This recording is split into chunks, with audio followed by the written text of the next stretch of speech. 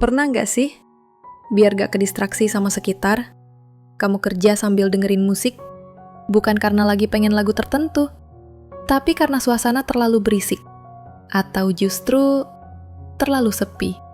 Akhirnya musik jadi solusi paling cepat.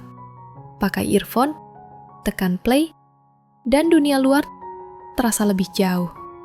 Awalnya membantu, tapi lama-lama jadi kebiasaan. Kerja pakai musik, belajar pakai musik, jalan pakai musik, bahkan mikir pun ditemani musik. Dan tanpa sadar, kita mulai jarang benar-benar sendirian dengan pikiran kita sendiri. Pertanyaannya sederhana, tapi penting.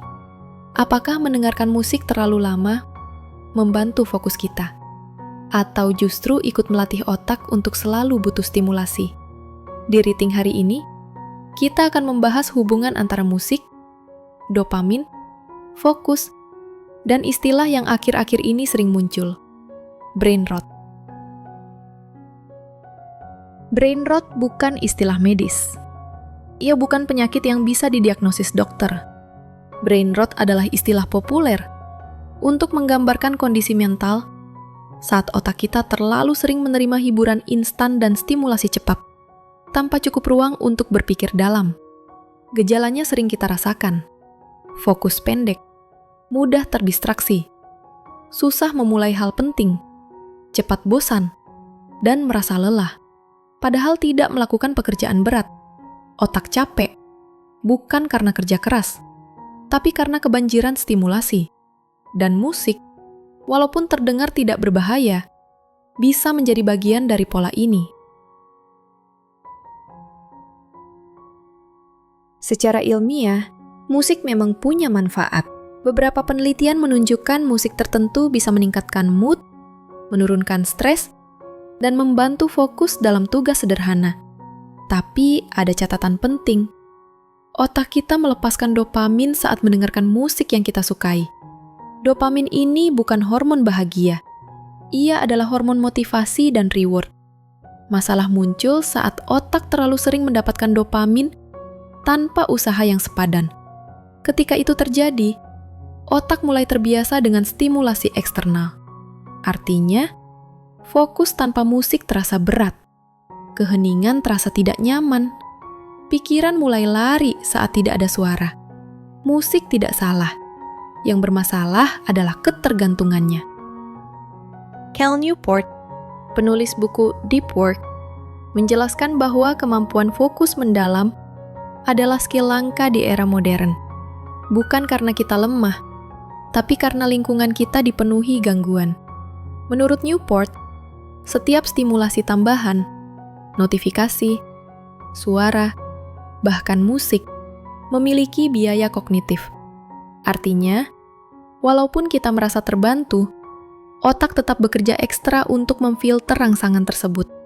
Akibatnya, kita merasa cepat lelah dan sulit mempertahankan fokus lama. Banyak dari kita menggunakan musik bukan untuk fokus, tapi untuk menghindari rasa tidak nyaman. Tidak nyaman dengan kesepian, kebosanan, pikiran sendiri, atau tekanan pekerjaan. Musik menjadi penyangga emosional. Masalahnya, saat otak tidak pernah dilatih menghadapi keheningan, kita kehilangan satu kemampuan penting, refleksi. Padahal refleksi adalah dasar kesadaran diri. Brain rot terjadi saat otak terlalu sering diberi hiburan instan, dijauhkan dari usaha kognitif, dijauhkan dari keheningan. Jika setiap momen kosong langsung diisi suara, otak tidak pernah benar-benar beristirahat. Bukan istirahat fisik, tapi istirahat mental. Dan di titik ini, hal-hal penting terasa berat. Membaca, menulis, berpikir, merencanakan hidup. Apakah harus berhenti dengerin musik? Tidak. Masalahnya bukan musik. Masalahnya adalah tidak ada batas. Beberapa ahli kognitif menyarankan, gunakan musik instrumental. Hindari lirik saat berpikir kompleks. Gunakan musik hanya di fase tertentu. Sisakan waktu kerja dalam keheningan. Keheningan bukan musuh fokus. Keheningan adalah tempat fokus tumbuh. kebiasaan kecil yang lebih sehat. James Clear, penulis Atomic Habits, mengatakan bahwa perubahan tidak bertahan jika hanya didorong euforia. Yang bertahan adalah kebiasaan kecil yang konsisten. Dalam konteks ini, 1 sesi kerja tanpa musik, 5 menit duduk tanpa distraksi, menunda play lagu sebentar. Kecil, tapi bermakna. Karena kita sedang melatih ulang otak untuk tidak selalu bergantung pada stimulasi luar. Coba tanyakan ini ke diri sendiri. Apakah aku mendengarkan musik karena membutuhkannya, atau karena tidak nyaman dengan hening? Tidak ada jawaban benar atau salah. Yang ada hanya kesadaran. Dan kesadaran adalah langkah pertama perubahan. Rethink bukan tentang menghilangkan semua hal menyenangkan. Ini tentang mengembalikan kendali, mengembalikan ruang untuk berpikir, merenung, dan hadir sepenuhnya. Kalau kamu merasa video ini relevan, tulis di kolom komentar. Kapan terakhir kali kamu benar-benar hening tanpa distraksi?